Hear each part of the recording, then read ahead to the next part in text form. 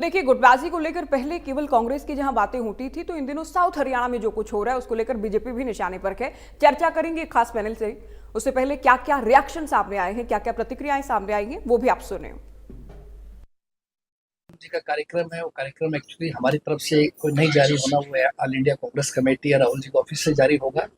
लेकिन जनरली वो एक कार्यक्रम में एक दिन आते हैं, बीच में आकर के जो फैमिली है, फैमिली से मिलते हैं और उनके साथ से फोटो भी होती है, लंच भी होता है। इस कार्यक्रम में आपको विधिवत रूप से डायरेक्शन यही था कि वो लोग ऊपर से वहीं से आउट करेंगे, तो दिल्ली से सूचना आप लोग पा जाएगी। ये लाडो लक्ष्मी की बना दी। चुनाव से पहले कहा कि हम 18 साल से ऊपर जो महिला है 60 साल तक या जो पेंशन नहीं ले रही, उनको हम 2100 रुपये महीना देंगे। उसके हिसाब से बीपीएल जब लेने की बात थी, वोट लेने की बात थी इलेक्शन से पहले, तो सारा प्रदेश सबसे गरीब प्रदेश हो गया। 2,80,00,000 हरियाणा की जनसंख्या है, 2,13,00,000 बीपीएल डिक्लेयर कर दी। अब काट रहे हैं, अब लाखों 15 लाख काट दिए। और उसी प्रकार से उस अगर लाडो लक्ष्मी में अगर वो पैमाना ले तो 85 लाख महिलाओं को 2100 रुपये देना चाहिए था। आते ही सरकार पैमाने बदलने लगे, कभी कहेंगे 1 लाख, कभी कहेंगे जो फर्स्ट क्लास लेंगे बच्चे स्कूल में उनको देंगे। मतलब ये करने की बात है, कोई भी इनका वायदा पूरा नहीं हुआ। बाकी पार्टियों में क्योंकि उनके राष्ट्रीय अध्यक्ष तो तय ही हैं, वो पारिवारिक हैं, इसलिए ऊपर वो तय हैं। फिर वो प्रदेशों के बनाते हैं, प्रदेश वाले जिलों के बनाते हैं, जिले वाले फिर आगे नीचे इकाइयां बनाते हैं। वो तो है एजेंसियां, डिस्ट्रीब्यूटरशिप है, वो तो ऊपर से बांटते हैं। हमारा है संगठन, और मेरा ये कहना है कि जिस पार्टी के अंदर डेमोक्रेसी नहीं है, प्रजातंत्र नहीं है, वो देश के प्रजातंत्र की रक्षा नहीं कर सकती हैं। किसी देश की नहीं, दुनिया की ऐसी लोकतांत्रिक पार्टी है जिसमें सबका अधिकार है। इस पार्टी में छोटे से छोटा कार्यकर्ता भी मुखिया के तौर पे ही अपने आप को समझता है। ये पार्टी ऐसी नहीं कि गांधी से निकल के गांधी पे, फिर गांधी से निकले गांधी पे, फिर कोई क्षेत्रीय दल नहीं है कि भाई यहाँ से निकला इसके नाम, इसके तो इसके बेटे के नाम। यहाँ सबकी पार्टी है। अब से पहले माननीय नड्डा जी थे, माननीय नड्डा जी से पहले माननीय राजनाथ जी थे, माननीय गडकरी जी थे, माननीय अडवाणी जी थे। कोई ये पार्टी तभी कह रहा हूँ, ये सबकी पार्टी है। हर कार्यकर्ता इस पार्टी को अपनी माँ समझता है और पार्टी की सेवा करता है। इसलिए पार्टी विद द डिफरेंस भी बोला गया। और हमारा तो बताया ही है हमें, हमारे कोई विचार क्या है, पहले मेरा देश, फिर मेरी पार्टी और अंत में मैं। इस विचार के साथ कार्यकर्ता पार्टी में काम करता है। अपना देखा ना, उसका क्या है, कभी कौन सा महकमा, कभी कौन सा महकमा उनका है।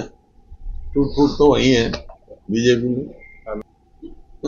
अपना देखा ना, उसका क्या है, कभी कौन सा महकमा, कभी कौन सा महकमा उनका है।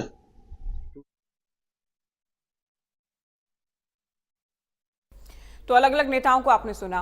कांग्रेस का ट्रेनिंग कैंप चल रहा है। हरियाणा के अलावा उत्तराखंड के भी कांग्रेस के पदाधिकारी इसमें शामिल हैं, जिसमें जिला अध्यक्षों के अलावा दोनों ही राज्यों के प्रभारी, साथ ही प्रदेश अध्यक्ष, दोनों ही राज्यों के कांग्रेस विधायक दल के नेता इसमें हिस्सा ले रहे हैं। बड़ी बात यह है कि राहुल गांधी भी इसमें शामिल होने वाले हैं। राहुल गांधी की ओर से भी अनुशासन, एकता का पाठ पढ़ाने का प्रयास किया जाएगा।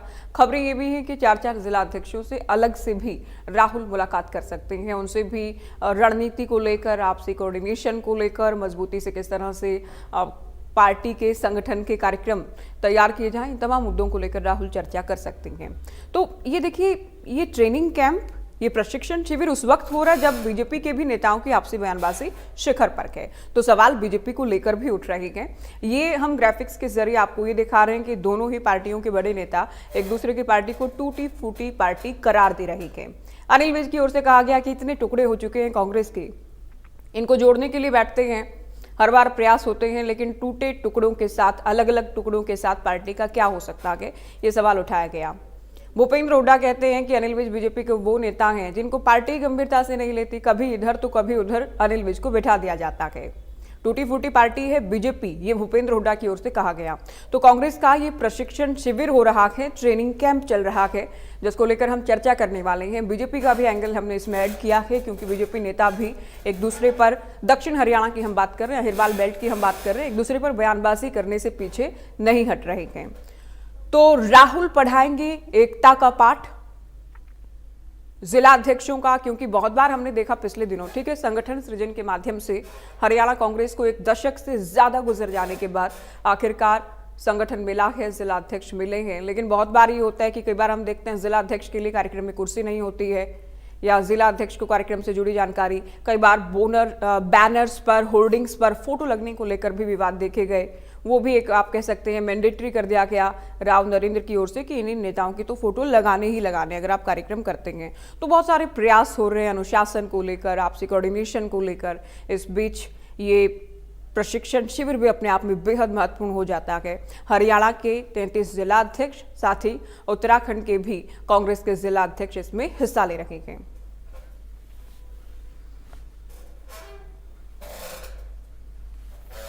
चलिए चर्चा की शुरुआत करेंगे कुछ खास मेहमानों के साथ। कांग्रेस से प्रवक्ता हमारे साथ जुड़ गए हैं सुखबीर जे तंवर, रजत पंजेटा इनेलो प्रवक्ता भी चर्चा में शामिल हो गए हैं, राकेश परमार वरिष्ठ पत्रकार, कुछ ही देर में बीजेपी प्रवक्ता भी हमारे साथ चर्चा में जुड़ेंगे। स्वागत है आप तीनों का। शुरुआत तंवर जी आपसे ही करते हैं। क्या मकसद के कैंप का और किस हद तक ये मकसद हासिल किया जा रहा है? राहुल गांधी के आने से कितनी मजबूती मिलेगी इस प्रशिक्षण शिविर को? ज्योति जी, आपको नमस्कार, आपके नमस्कार। चैनल के सभी दर्शकों को नमस्कार। सर्वविदित है कि भारतीय राष्ट्रीय कांग्रेस के अखिल भारतीय संगठन सृजन अभियान के माध्यम से हरियाणा प्रदेश में जो जिला अध्यक्षों और जिला कांग्रेस कमेटियों का गठन हुआ है, और इसके बाद अब हरियाणा और उत्तराखंड का जो प्रशिक्षण शिविर कुरुक्षेत्र में आयोजित किया जा रहा है, और उसमें निरंतर अखिल भारतीय कांग्रेस कमेटी के वरिष्ठ नेतागण अपना अपना वक्तव्य इन सभी जो इसके पार्टिसिपेंट हैं उनको दे रहे हैं। और इसमें निश्चित तौर पे दोनों प्रदेशों के जिला अध्यक्षों को संविधान, सामाजिक न्याय, जन सरोकार और अनुशासन का विशेष तौर पे विषय इसमें बताया जा रहा है, समझाया जा रहा है। और इसी कड़ी में आगामी 21 जनवरी को राष्ट्रीय अध्यक्ष मल्लिकार्जुन खड़गे साहब और नेता प्रतिपक्ष राहुल गांधी जी का कार्यक्रम है, और हमें आशा है कि एक नवीन दिशा दशा का संचार भारतीय राष्ट्रीय कांग्रेस की हरियाणा और उत्तराखंड की इकाई में होगा। और भारतीय जनता पार्टी ने जिस प्रकार से संगठन सृजन अभियान की बढ़ते हुए जो इसका प्रभाव है, उसके दृष्टिगत जिस प्रकार की बयानबाजी ये लोग कर रहे हैं वो किसी से छिपा हुआ नहीं है। और भारतीय जनता पार्टी के बारे में तो एक बात अपने आप में, 2013 आप भी यहीं थे, सारे साथी यहीं के हैं, कहीं की ईंट कहीं का रोड़ा, भानुमती ने कुंडवा जोड़ा, उसमें मैं बहुत लंबी चर्चा में नहीं जाऊंगा। उसमें जिस प्रकार से सभी राजनीतिक दलों में एक बिखरा हुआ, उसका फायदा भारतीय जनता पार्टी को मिला। और मैं आज आपके माध्यम से आपके प्रदेश के दर्शकों को बताना चाहता हूं, जिस प्रकार से कहीं की ईंट कहीं का रोड़ा जोड़ के भानुमती का कुंडवा बना था, अब जिस प्रकार के हालात हरियाणा प्रदेश में भारतीय जनता पार्टी के हैं और जिस प्रकार की बहुत जहरीली बयानबाजी आपस में चल रही है, वो किसी से छिपी हुई नहीं है। हालांकि इनके भयंकर अंतर विरोध के बावजूद मीडिया में उस प्रकार से इनका नहीं दिखाया जाता, जिस प्रकार से कांग्रेस की छोटी से छोटी बात भी दिखाई जाती है। और जिस प्रकार से अभी कह रहे थे अनिल विज साहब का जो बयान चलाया और जो शिक्षा मंत्री का आपने बयान चलाया, देखिए निश्चित तौर पे जिस प्रकार का विषय अनिल विज साहब का है, उसको तो हुड्डा साहब ने खैर जवाब दे दिया है।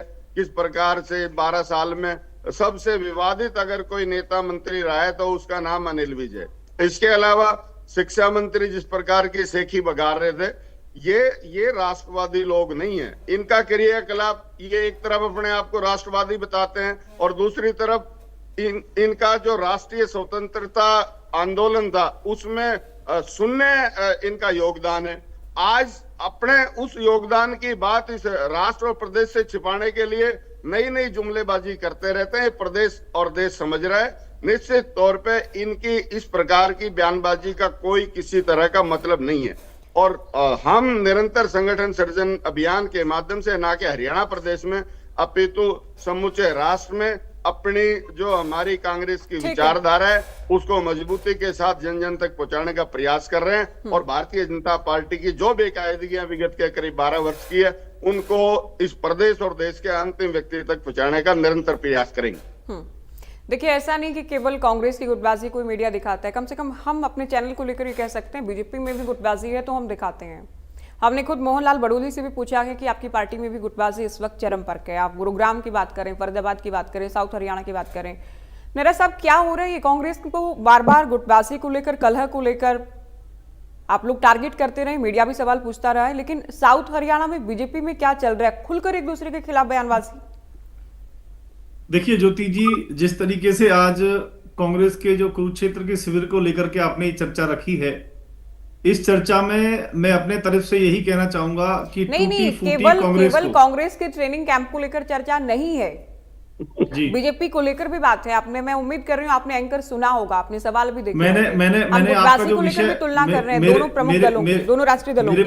मेरे पास जो आपका विषय आया है उसमें कांग्रेस के शिविर को लेकर के चर्चा है और मैं अपनी बात पूरी कर लूं, उसके बाद फिर आप सवाल करना। जी जरूर। देखिए ज्योति मैडम, सबसे पहले कांग्रेस पार्टी एक टूटी फूटी अपनी कांग्रेस को जोड़ने का इनका एक नाकाम प्रयास है जो बहुत दिन से चला हुआ है। उसके बावजूद भी कांग्रेस पार्टी के अंदर लगातार जो फूट है वो सबको दिखाई देती है। और देखिए, कांग्रेस पार्टी ने कुरुक्षेत्र को बड़ा ध्यान से, बड़ा सोच के, बड़ा समझ के चुना है, क्योंकि कुरुक्षेत्र के अंदर ही महाभारत का युद्ध हुआ था। के अंदर भी अंतर युद्ध की जो शुरुआत है, जो आप समय फूट है, जो इनका युद्ध चला हुआ है कांग्रेस पार्टी का, उसको देखते हुए इन्होंने कुरुक्षेत्र की चुनाव किया है, कोई ऐसे नहीं किया है। और देखिए, कांग्रेस पार्टी और कौरव इन दोनों की एक ही कुंडली है। जिस तरह से कौरवों ने अत्याचार किया था, इसी तरह से कांग्रेस पार्टी के नेताओं ने भी देश की आजादी से लेकर के 2014 तक बीच बीच में एक दो बार भारतीय जनता पार्टी आई देश में और हरियाणा प्रदेश के अंदर, लेकिन अधिकांश समय कांग्रेस पार्टी ने देश की जनता के ऊपर अत्याचार करने का काम किया, भ्रष्टाचार किया, और इसी कारण कांग्रेस पार्टी का भी पतन हुआ जैसे कौरवों का पतन हुआ था। आज इनकी एक यात्रा लेकर के विजेंद्र जी चले हैं। उस यात्रा के बारे में जब इनके जेपी जो सांसद हैं उनसे पूछते हैं तो वो उसको ड्रामा बताते हैं। हुड्डा साहब पिता पुत्र उसमें शामिल नहीं होते हैं। अलग अलग नेताओं के अलग अलग गुट बने हुए हैं और कांग्रेस पार्टी में इतने भयंकर गुट बने हुए हैं ज्योति मैडम कि गुटबाजी भी कई बार शर्म जाती है कि इतने गुट कहां से हरियाणा प्रदेश के अंदर कांग्रेस पार्टी में आए। और देखिए, मिर्चपुर कांड से लेकर के ज्योति मैडम तमाम तरह के दलितों के ऊपर अत्याचार कांग्रेस पार्टी ने किए। अशोक तंवर जी का सर फोड़ा, उनको अपमानित किया, उनको संगठन नहीं बनाने दिया। पिछले 13-14 साल तक ये संगठन नहीं बना पाए थे और कुमारी शैलजा जी को संगठन नहीं बनाने दिया, उनके ऊपर अत्याचार करने का काम किया। और कल ही एक बहुत बड़ा बयान पंजाब से आया है, चरणजीत सिंह चन्नी जी जो कांग्रेस पार्टी के पूर्व में वहां मुख्यमंत्री रहे हैं पंजाब के, उन्होंने एक बयान दिया है कि भाई कांग्रेस पार्टी पंजाब के अंदर दलितों पे अत्याचार कर रही है, दलितों की सुनवाई नहीं हो रही और प्रमुख पदों के ऊपर दलितों को ना बिठा करके दूसरे लोगों को बिठाने का काम कर रहे हैं। और देखिए, आज मैं आपको एक चीज बता दूं मैडम कि राहुल गांधी जी का ये कह रहे हैं कि जी हरियाणा प्रदेश के अंदर आ रहे हैं। राहुल गांधी जी के पास एक ही अनुभव है चुनाव हारने का। तो शिविर में जब आएंगे तो ये तो बता सकते हैं कि चुनाव कैसे हारते हैं, ये नहीं बता सकते कि चुनाव जीतते कैसे हैं, क्योंकि राहुल गांधी जी की जो शैली है, जिस तरह से वो काम करते हैं, लगभग 95 के आसपास चुनाव देश में कांग्रेस पार्टी उनके नेतृत्व में अभी तक चुनाव हार चुकी है। और राहुल गांधी जी को वैसे भी मिस्टर बंटाधार के नाम से भी जाना जाता। जब भी राहुल गांधी जी हरियाणा आए हैं, कांग्रेस पार्टी के अंदर फूट है, गुटबाजी है, वो बड़ी है और कांग्रेस पार्टी का मठियामेट और बंटाधार करने का काम उन्होंने शुरू किया है। उन कांग्रेस पार्टी के पतन की शुरुआत ये राहुल गांधी जी के आने से ही हुई है। अब देखिए, एक मैं उदाहरण आपको बताता हूं। आज कांग्रेस पार्टी के पास में मल्लिकार्जुन खड़गे जी के रूप में एक लगभग 90 वर्ष के बुजुर्ग उनकी पार्टी के राष्ट्रीय अध्यक्ष हैं और हमारी पार्टी ने आज माननीय श्री नितिन नवीन जी ने नामांकन किया है सर्वसम्मति से अपने राष्ट्रीय अध्यक्ष के तौर पर। कार्यकारी राष्ट्रीय अध्यक्ष वो पहले थे और लगभग 45 वर्ष की उनकी उम्र है, वो युवा हैं और पूरी पार्टी हमारी एकजुट है। हमारे संगठनात्मक चुनाव जो हमारे बूथ के अध्यक्ष से लेके, मंडलाध्यक्ष से लेके, जिलाध्यक्ष से लेकर के और तमाम तरह की प्रक्रियाओं से होते हुए राष्ट्रीय अध्यक्ष के चुनाव तक हमारी प्रक्रिया पहुंची है। कल वो संपन्न होगी और मुझे पूरा विश्वास, पूरी उम्मीद है माननीय श्री नितिन नवीन जी के रूप में भारतीय जनता पार्टी को एक युवा राष्ट्रीय अध्यक्ष मिलेगा। जिस तरह से कांग्रेस पार्टी के अंदर फूट है, अभी पीछे हिसार में आपने देखा होगा ज्योति मैडम कि मंच संचालन को लेकर के एक बहुत छोटी चीज है, मंच संचालन को लेकर के इनकी पार्टी के 2 जिलाध्यक्ष आपस में माइक पे मंच पे लड़ना उन्होंने शुरू कर दिया। हाँ। जिस पार्टी के अंदर जिलाध्यक्ष स्तर का व्यक्ति मंच पे मंच संचालन को लेकर के लड़ना शुरू कर देते हैं, उस पार्टी की कितनी दयनीय स्थिति होगी ये हम अंदाजा लगा सकते हैं। आपने मैडम कौरवों की बात कर ली, पांडवों की बात कर ली, कुरुक्षेत्र की बात कर ली, गुरु द्रोण की धरती पर बीजेपी में क्या हो रहा है उस पर भी थोड़ी चर्चा करेंगे आप? देखिए, भारतीय जनता पार्टी के अंदर, भारतीय जनता पार्टी, ज्योति मैडम आप तो बहुत वरिष्ठ पत्रकार हैं, आपका बड़ा प्रतिष्ठित चैनल है। भारतीय जनता पार्टी पूरी दुनिया की सबसे बड़ी लोकतांत्रिक राजनीतिक पार्टी है और भारतीय जनता पार्टी में हमारे पार्टी के अंदर अलग अलग मत हैं, तो हमारी पार्टी के अंदर मतभेद तो हो सकते हैं, लेकिन ये बात नहीं हो सुनी सकते। लग रही है, लेकिन ये बात मैंने जब भी सुनी है कांग्रेस के प्रवक्ताओं से सुनी है, ये पहली बार मैं बीजेपी से सुन रही हूँ। देखिए मैडम, देखिए लोकतांत्रिक पार्टी, अलग अलग मतभेद है, मनभेद नहीं है, तो कांग्रेस वालों की बात है, स्क्रिप्ट आपको मिल गई आज ये। नहीं ज्योति मैडम, देखिए मैं तो आपको, देखिए मैं बता रहा हूं कि हमारी पार्टी के अंदर एक विषय के ऊपर अलग अलग मत हो सकते हैं नेताओं के, उसमें कोई बड़ी बात थोड़ी है। लेकिन जब हमारी पार्टी के अंदर किसी एक विषय के ऊपर हम मत बना लेते हैं, बैठ के जब चर्चा कर लेते हैं, उसके बाद पार्टी की एक ही लाइन होती है। हम कांग्रेस पार्टी की तरह इनके राष्ट्रीय अध्यक्ष के सामने जिंदाबाद मुर्दाबाद के नारे नहीं लगाते, इनके प्रदेश प्रभारी के सामने मुर्दाबाद के नारे लगे हैं, राहुल गांधी जी के सामने मुर्दाबाद के नारे लगा देते हैं। भारतीय जनता पार्टी अनुशासित पार्टी है और हमारी पार्टी के अंदर बूथ के अध्यक्ष से लेकर के राष्ट्रीय अध्यक्ष तक मजबूत संगठन है और संगठन के भरोसे पर, संगठन के विश्वास पर तीसरी बार हरियाणा प्रदेश के अंदर, देश के अंदर जनता जनार्दन के आशीर्वाद से, संगठन की मजबूती से हम लोगों ने जीत दर्ज की है। और आज में देखिए, मैं आपको बताऊं, हमारी पार्टी के अंदर मैडम एक छोटा कार्यकर्ता, एक सामान्य कार्यकर्ता भी देश का प्रधानमंत्री और पार्टी का राष्ट्रीय अध्यक्ष बनने का सपना देख सकता है और वो बनता भी है। और इनकी पार्टी के पूर्व में जो मध्य प्रदेश के मुख्यमंत्री रहे दिग्विजय सिंह जी, मेरे कहने की जरूरत नहीं है मैडम, भारतीय जनता पार्टी के लोग कहते हैं, राहुल गांधी जी का गुरु माना जाता है दिग्विजय सिंह जी को। दिग्विजय सिंह जी ने खुद कहा कि मोदी जी चरणों में बैठे थे श्री लालकृष्ण आडवाणी जी के, और वहां से एक सामान्य कार्यकर्ता से उठकर संगठन के दम पर देश के प्रधानमंत्री बने। ये खुद दिग्विजय सिंह जी राहुल गांधी जी के गुरु ने कहा है। तो भारतीय जनता पार्टी के अंदर संगठन की जो ताकत है, जो पावर है, वो हमारे यहाँ बहुत बड़ी है। और एक सामान्य कार्यकर्ता भी, एक सामान्य से असामान्य की जो यात्रा है वो भारतीय जनता पार्टी के अंदर होती है। मुझे लगता है कांग्रेस पार्टी को भारतीय जनता पार्टी से संगठन के विषय में बहुत कुछ सीखना चाहिए। किस तरह से हमारे राष्ट्रीय अध्यक्ष जी का चुनाव चला हुआ है, वो चुनाव की उसको प्रक्रिया को देखना चाहिए। इनकी पार्टी के अंदर मुझे तो ये कैंप भी लग रहा है कि आप लोगों से काफी प्रभावित हैं ये लोग, ये शिविर लगाना, कैंप लगाना, ये मंथन मंत्रणा करना, अमूमन हम बीजेपी में ज्यादा देखते थे, कुछ दिनों से कांग्रेस भी कर रही है काफी।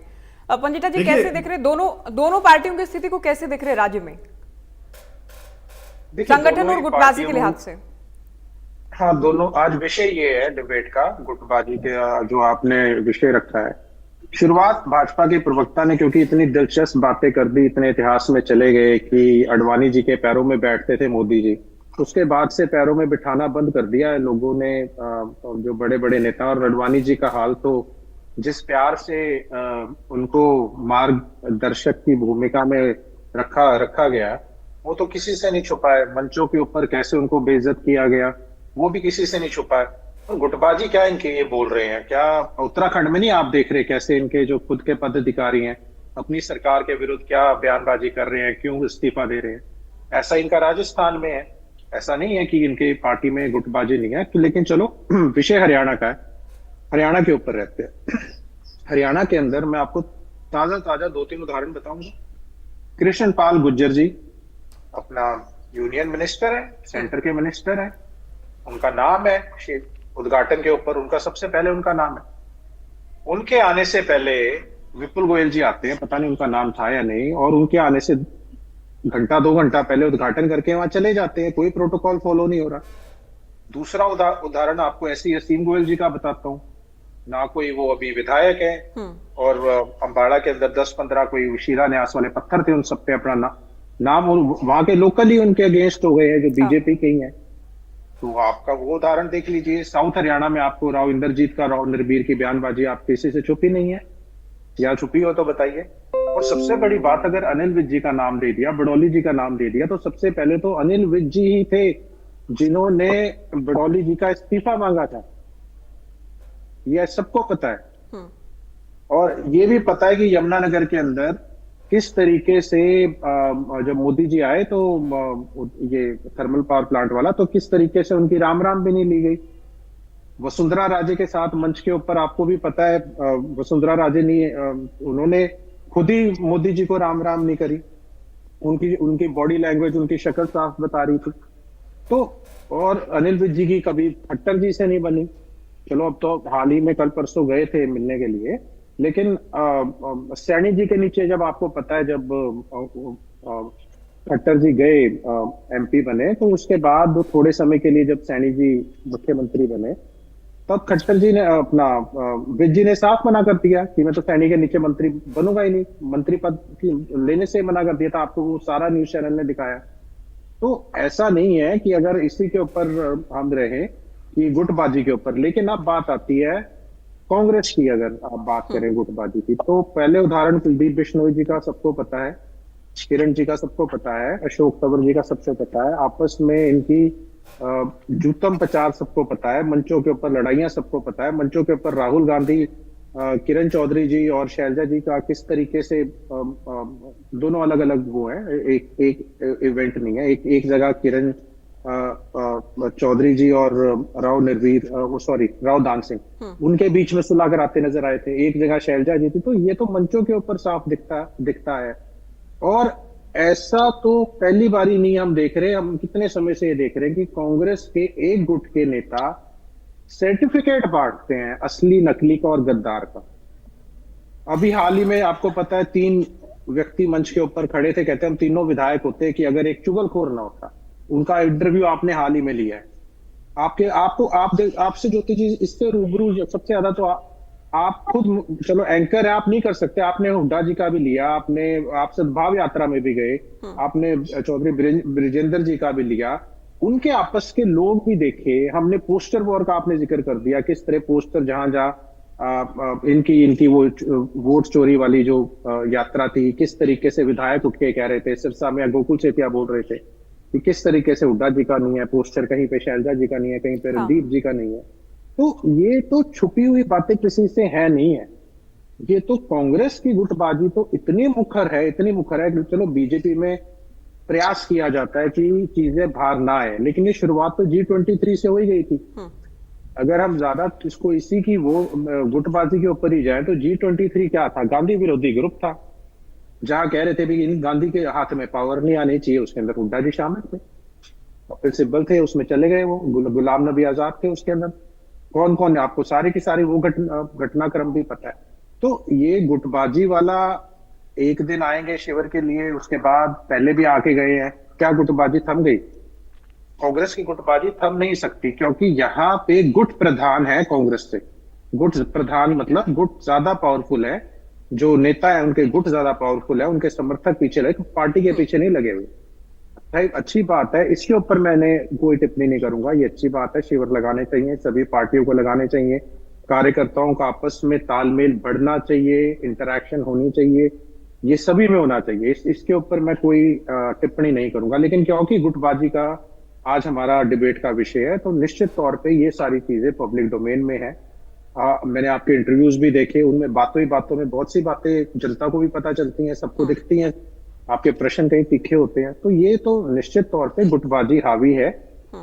और जहां तक भाजपा की है, भाजपा के देखिए, जब तक इनकी टॉप लीडरशिप का मैं कहूंगा दोनों पार्टी में सिर्फ एक ही अंतर है, जो टॉप लीडरशिप है वो थोड़ी स्ट्रांग है, इसी वजह से नीचे थोड़ा खींच के रखते हैं। हाँ। इनकी टॉप लीडरशिप जो है उसके ऊपर जो है यहाँ के गुट हावी है, नेता हावी है, तो वो कमजोर है। इनकी जो टॉप लीडरशिप है वो तो निश्चित तौर पे दिखता है वो तो, क्योंकि अगर कोई बार बार मैं अनिल विज जी वाली बात ले लूं, बार बार इस्तीफे की बात भी कर रहे थे, बहुत सी चीज, क्या हुआ उनका इस्तीफा? इतनी बड़ी बड़ी बातें कर जाते हैं, फिर उस पर टिकते नहीं है, क्योंकि कहीं ना कहीं ऊपर से दबाव है, कहीं ना कहीं यही रिफ्लेक्ट करता है कि भाई जो है भाजपा में इस तरीके से अगर उन्होंने अपने हरियाणा के प्रदेश अध्यक्ष का इस्तीफा मांगा, तो उसके बाद फिर उनके बयानबाजियों के बाद उनको ही नोटिस भेज दिया गया था। विज साहब को नोटिस का सामना करना पड़ा था अपने बयानों को लेकर। परमार जी हमारे साथ। बीजेपी में कहा जाता है कि सूचना के बाद सोचना नहीं, यानी डिसिप्लिन वाली पार्टी है, कार्डर बेस्ड पार्टी है, कांग्रेस में कांग्रेस का मतलब ही गुटबाजी समझा जाता है। कांग्रेस वाले भले ही डिनाई करते रहें, लेकिन इनके नेता अलग अलग बयान देकर एक दूसरे के खिलाफ खड़े होकर साफ कर देते हैं कि गुटबाजी तो है।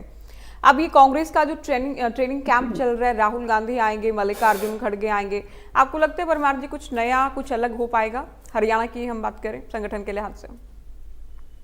आपको और आपके सभी परिसर के साथ दर्शकों को मेरा प्रणाम। आपने पहले गुटबाजी लिया है तो मैं गुटबाजी पर बोलूं।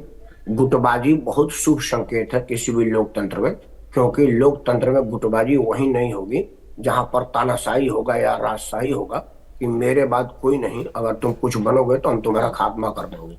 हर आदमी को लगता है कि मैं ही मुख्यमंत्री बनने वाला हूं। अगर कोई कांग्रेसी है तो उसे लगेगा कि भूपेंद्र हुड्डा से तो मैं बढ़िया हूँ, कोई भाजपाई होगा तो उसको लगेगा कि सुनील साहब से तो मैं बढ़िया हूँ, और इसमें कोई बुराई नहीं है। लेकिन गुटबाजी से अगर पार्टी को नुकसान हो और अंत में हो कि गुटबाजी बर्बाद कर दे, तो उस पर नियंत्रण केंद्रीय नेतृत्व को करना होता है, और ये समय समय पर सभी के लोग करते हैं। बिना गुटबाजी की कोई राजनीति नहीं हो सकता। परिवार में 4 लोग हैं, चारों लोग की टकराती है तो ये तो लाखों करोड़ों लोगों की है, इसमें कोई बुराई नहीं है, और यह कोई अशुभ बात और शर्म वाली बात नहीं है। रात ट्रेनिंग की, देखिए पहले जब लोग राजनीति में आते थे तो उनकी ट्रेनिंग पहले हो चुकी होती थी। पहले वो नेताओं के रैली में जाते थे, विचारधारा बनाते थे कि मुझे यहाँ जाना है, यहाँ जाना है। वो अपने विचारधारा से प्रभावित नेताओं के रैली में जाते थे, उनका संबोधन सुनते थे, फिर पार्टी के लिए काम करते थे तो पोस्टरिंग करते थे, बैनर लगाते थे, रैली में भीड़ जुटाते थे, और बड़ा मुश्किल से लोगों को लगने लगता था भाई ये आदमी बहुत काम कर रहा है, अब इसको सदन में होना चाहिए। तो नेता केंद्र ने तो भाई तुमको सदन में जाना है, तो कहता नहीं अभी हमारी कुछ ट्रेनिंग अधूरी रह गई है, मुझे और कुछ करना है। लेकिन आज उसके बाद होकर है कि पहले आदमी तय करता है कि मुझे विधानसभा में भेजोगे, लोकसभा में भेजोगे, राज्यसभा में भेजोगे, पार्टी में कौन सा प्रमुख पद होगी, मेरी पत्नी के क्या स्थान होगी, मेरे माता पिता का क्या स्थान होगा, जो मेरा बेटा भी 3-4 साल बाद शादी करूंगा और उसके बाद होगा, उसके बाद जो बढ़ेगा बैस होगा उसके विषय में क्या करोगे, यह सब तय करके, और उसका एक मुश्त फीस चाहे वो रुपया हो, समर्थन हो, प्रदर्शन हो या कुछ और हो, मतलब कैश और काइंड, वो अलग अलग हो सकता है अलग अलग लोगों के लिए। तो वो सब तय करके भुगतान के बाद वो आता है, तो वो जो बेसिक चीज उसकी रही ट्रेनिंग, वो नहीं हो पाती है। तो ट्रेनिंग अभी अनिवार्य है। अब ये मजाक की बात है कि कौन हारने की ट्रेनिंग है, कौन जीतने की ट्रेनिंग है। कपिल देव के गुरु ने कभी शतक नहीं लगाया था, उनके शिष्य ने वेस्ट इंडीज के खिलाफ इतना बढ़िया रन बनाया, आज तक कोई नहीं बनाया। सचिन तेंदुलकर के गुरुजी ने कभी अर्धशतक नहीं बनाया, आज सचिन दुनिया का आइकन है। तो यह नहीं है कि अगर मैं हारा हूं तो मैं बल्कि ये तो और ज्यादा है कि मेरी हाथ जली है तो मैं आपको बताऊंगा कि ये गर्म चीज है, आप छूओगे तो हाथ जल जाएगा। मैं तो समझता हूँ कि राहुल गांधी जी बेस्ट में वो हारे हुए हैं अगर, तो वो बढ़िया से समझाएंगे।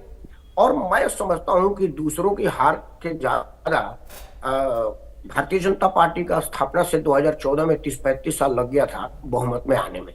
तो कौन कितना ज्यादा संघर्ष किया इस पर भी विचार किया जाए तो ज्यादा बढ़िया रहेगा। लेकिन मैं जरूर यह कहूंगा कि ट्रेनिंग, बैठक, संवाद, यह सब चीज होती रहे, क्योंकि पर्चा, खर्चा और चर्चा जब तक नहीं होगा तब तक राजनीति आपकी लोगों तक पहुंचेगी नहीं। और राजनीति का मतलब यह है कि मैं क्या करना चाहता हूं आपको पता हो, और आप असल में क्या चाहते हैं मुझे पता हो। और यह तभी होगा जब हम एक दूसरे के साथ संवाद करेंगे, एक दूसरे के साथ मिल बैठ करके बात करेंगे, तभी जमीनी हकीकत की जानकारी होगी कि आम जनता चाहती क्या है। तो हम जब संसद विधायक बनेंगे या जो संसद विधायक बन चुके उनको मिलेंगे तो कहेंगे कि मैं जमीन पर काम करता हूं और जमीन पर इस चीज की जरूरत है। तो केंद्रीय नेतृत्व, चूंकि अब उदाहरण दे दो, नरेंद्र मोदी सुरक्षा कारणों से किसी गांव में नहीं जा सकते, उनकी मजबूरी। ये नहीं है कि वो कोई आदमी से मिलना नहीं चाहते, लेकिन वो जब आएंगे तो आम आदमी उनको मिल ही नहीं पाएगा, सिर्फ पुलिस वाले होंगे। तो उनको क्या पता कि राकेश परमार जैसा साधारण आदमी की क्या समस्या है। राकेश परमार मिलेगा जिलाध्यक्ष को, मंडल अध्यक्ष को, वो सुरक्षा में नहीं है। और वो मंडल अध्यक्ष अपने चयन के माध्यम से जाएगा, बात पहुंचाएगा कि भाई राकेश परमार की यह प्रॉब्लम है, तो बुद्धि जी उसका सॉल्व करेंगे, कोशिश करेंगे। क्योंकि मैं नहीं मानता कि देश का प्रधानमंत्री हो, नेता विपक्ष हो या जो उच्च लेवल पर गए हो, वो लोगों की मूलभूत आवश्यकता की जानकारी हो और उसका पूरा ना करे। दिक्कत कहाँ है पता ही नहीं है। नेता अनटचेबल हो गए, जमीन पे नहीं उतरते, सितारे हो गए हैं, तो उनको पता नहीं होता। और अगर इस तरह की कोई बैठक होती है, एक दूसरे के साथ होता है, लोगों की जरूर जानने होती है, तो मेरे ख्याल से बढ़िया होता है। तंवर जी, क्योंकि राहुल गांधी के प्रयासों से ही हरियाणा में तो जिला अध्यक्ष बन पाएंगे। बहुत बार राव नरेंद्र से भी हमने सवाल पूछा, जिला अध्यक्ष जो या पार्टी के जो कार्यक्रम होते हैं उनमें जो स्थानीय विधायक होते हैं, सांसद होते हैं, वो नहीं आते हैं। कई बार रोहतक में भी हमने देखा जिला अध्यक्ष को कुर्सी नहीं मिलती है, वो रूट कर भाग जाते हैं। पूरा हाई वोल्टेज ड्रामा सड़क पर देखा जाता है। कभी तस्वीरों को लेकर के इनकी तस्वीर लगी, इनकी नहीं लगी, इस पर भी लड़ाई देखी जाती है। और हिसार की तो बात बीजेपी प्रवक्ता कर भी रहे थे, किस तरह से ग्रामीण और शहरी जिला अध्यक्ष की लड़ाई होती है माइक पर बात करने के लिए। तो क्या ये एक तालमेल बनाने का प्रयास किया जा रहा है कि जिला अध्यक्षों को नेता थोड़ा सीरियस लें और जिला अध्यक्ष भी जो बड़े नेता हैं इलाके के, क्षेत्र के, उनके साथ कदम से कदम मिलाकर चल पाएं? देखिए ज्योति जी, जिस प्रकार से संगठन शिविर जो चल रहा है और इससे पहले जो राष्ट्रीय स्तर पे जो अभियान है संगठन सृजन का, इसका एकमात्र लक्ष्य ये भी है कि कैसे सारे के सारे जिला अध्यक्ष प्रदेश के नेतृत्व से और राष्ट्रीय नेतृत्व से सीधा जुड़े। अब मैं यहाँ कुछ एक अंदर की बातें नहीं बताना चाहता। हर जिला अध्यक्ष की जो भी कार्य प्रणाली है उसकी स्टेट लेवल पे और सेंट्रल लेवल पे मॉनिटरिंग हो रही है डेली, लेकिन ये विषय नहीं है। और जो ये छोटी मोटी बात हो जाती हैं, आपस में कोई विवाद का कारण बन जाता है। देखिए, मैं राकेश परमार जी की बात से पूर्णतः सहमत हूं। जहां राजनीति होगी वहां गुटबाजी जरूर होगी। अभी मेरे प्रिय रजत कह रहे थे कुछ बात हमारे संगठन के बारे में, ये तो खुद अंतर विरोध के मारे हुए हैं। नहीं तो एक बहुत मजबूत विचारधारा थी इंडियन नेशनल लोकदल, किस वजह से टूटी? गुटबाजी की वजह से टूटी। तो मेरा कहने का भाव ये है कि गुटबाजी का वो लेवल नहीं होना चाहिए जिस प्रकार से कोई पार्टी का विघटन हो जाए। और भारतीय जनता पार्टी का तो खैर कोई विचार ही नहीं है। मैं पुनः कहूंगा कि जिसका इस राष्ट्र के स्वतंत्रता में या विकास में कोई योगदान नहीं है, भाई जिस प्रकार से माननीय अटल बिहारी वाजपेयी सहित सभी, किसी भी दल का प्रधानमंत्री हो, सभी ने जिस प्रकार से सार्वजनिक उपक्रम बनाए और विगत के करीब 12 वर्ष में लगभग बेच दिए, ये तो विनाश करने वाले लोग हैं। निश्चित तौर पे भारतीय राष्ट्रीय कांग्रेस राष्ट्रवादी विचारधारा की पार्टी है और भारतीय जनता पार्टी और आरएसएस ये विखंडनकारी राजनीति कर रही है। इन्होंने प्रदेश में आपसी जिस तरह से जातिवाद को बढ़ावा दिया, जिस तरह से धर्मवाद को बढ़ावा दिया, जिस प्रकार से ये धर्म को, हर विषय में धर्म को चाशनी में लपेट के युवाओं को चिताने का प्रयास कर रहे हैं। क्या हुआ? जो युवाओं से बहुत बड़ा वायदा किया गया था 2 करोड़ रोजगार प्रति वर्ष, कहाँ है 2 करोड़ रोजगार प्रति वर्ष? और जो किसान मजदूर के बच्चे को भारतीय सेना में स्थायी नौकरी मिलती थी वो समाप्त कर दी। हरियाणा तो इसका सबसे ज्यादा भुगतभोगी है। और अभी बड़ी बड़ी बात कर रहे थे परिवारवाद की। मैं आपके माध्यम से पूछना चाहता हूं, राव इंद्रजीत सिंह केंद्र में राज्य मंत्री और उनकी बेटी आरती राव हरियाणा प्रदेश में कैबिनेट मंत्री, ये कौन से परिवारवाद का नायाब उदाहरण? और ये सवाल भी तो खुद बीजेपी नेता ही उठा रहे हैं सवाल।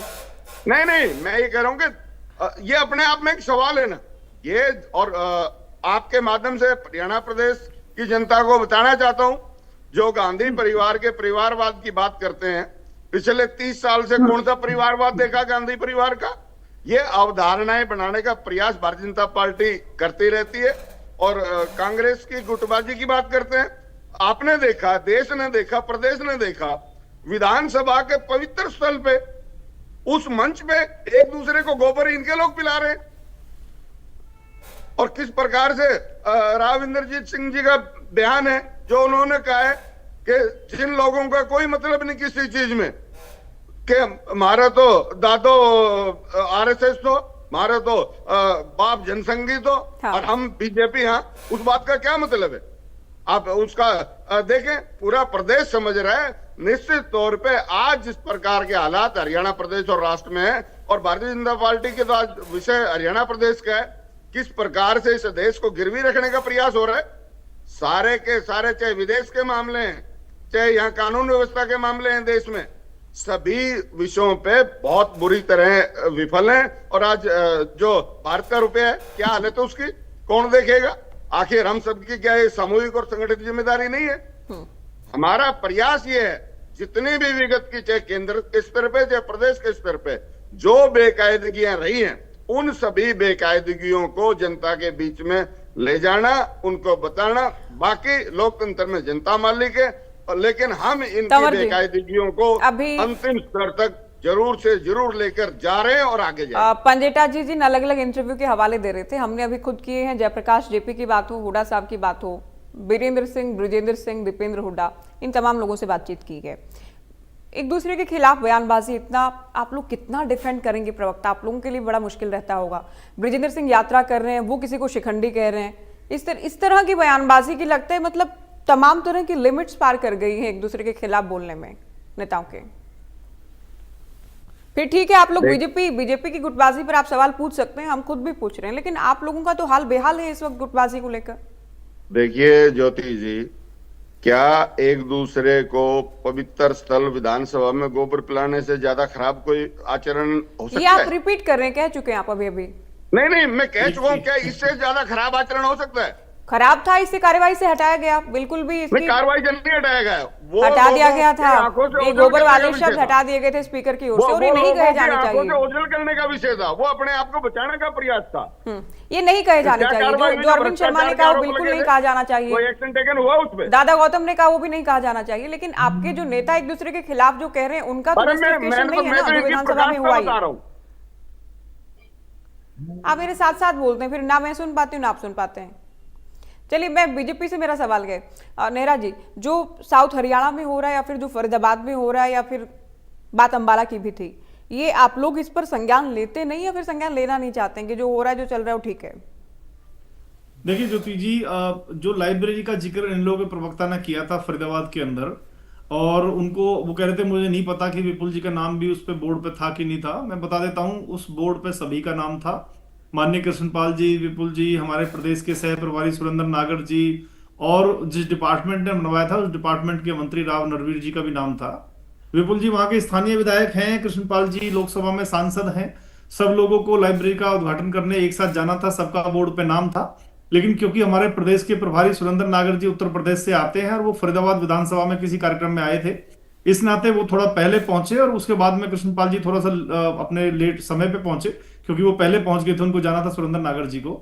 जब वहां पे पत्रकारों ने, आप जैसे वरिष्ठ पत्रकारों ने उनके बयान लिए, तो बड़ा अच्छे तरीके से एक दूसरे के बारे में सम्मान पूर्वक उन्होंने बात रखी, और कहीं भी किसी तरह की कोई गुटबाजी नहीं थी। आप मुझे बताइए इसमें क्या गलत है? उद्घाटन करना ये पहली बार नहीं हुआ है फरीदाबाद में। देखिए मैडम देखिए, और समय अगर थोड़ा सा एक बार ही तो होता होगा नेहरा जी। देखिए मैडम, मुझे बताइए, अगर मैं थोड़ा पहले पहुंच गया हूँ, दूसरा थोड़ा बाद में अगर वहां पे आया है, तो इसमें मुझे ये बताइए इसमें गलत क्या है? समय अगर थोड़ा ऊपर नीचे है ज्योति मैडम, तो इसमें क्या गलत है? कुछ भी गलत नहीं है। एक अपना लोकल वहां के विधायक है, एक लोकल सांसद है, तो उसमें समय अगर थोड़ा ऊपर नीचे है, उद्घाटन का मतलब क्या होता है और उद्घाटन कितनी बार होता है? मैडम देखिए, मैं वही बता रहा हूँ आपको, ऐसा नहीं बनता है, उद्घाटन कितनी बार होता है? ज्योति मैडम, ऐसा नहीं है कि आज किसी ने उद्घाटन किया हो तो कल किसी और ने कर दिया हो। दोनों के फंड से पैसा लगा है, दोनों के फंड से लगभग 3 करोड़ की लागत से वो लाइब्रेरी बनके तैयार हुई थी। थोड़ा समय पहुंचने में अगर आगे पीछे हो जाता है, तो मुझे लगता है इसमें कोई ऐसा विषय नहीं है जिसके ऊपर की कोई गुटबाजी की बात हमें करनी चाहिए। अभी देखिए, कांग्रेस पार्टी के अंदर भगदड़ फिर से शुरू होने वाली है, क्योंकि चर्चा यह है कांग्रेस पार्टी के नेता और कार्यकर्ताओं में भी कि राहुल गांधी जी हरियाणा में आ रहे हैं। इस कारण से कांग्रेस पार्टी में भगदड़ होगी, और जो इनके नेता हैं उनमें आपसी गुटबाजी होगी, और गुटबाजी के कारण ही हरियाणा प्रदेश के अंदर कांग्रेस पार्टी में सबसे बड़ी जो बात है, वो लगभग 12, 13, 14 साल तक ये संगठन नहीं बना पाए, वोट चोरी का बहाना बनाते हैं। लेकिन जो इनकी वोटबाजी है, उसके कारण कांग्रेस पार्टी के अंदर हार की गारंटी होती है। और कांग्रेस पार्टी के अंदर सबसे जो बड़ी बात है ज्योति मैडम, वो नेतृत्व का संकट है। इनके अंदर नेतृत्व तय नहीं है, राहुल गांधी जी का कमजोर नेतृत्व है, और कांग्रेस पार्टी की हर बैठक के अंदर देखो लड़ाई होती है। आप मुझे बताइए, कोई भी ऐसी बैठक मुझे याद नहीं आई जो बैठक इनकी बिना लड़ाई के पूरी हो।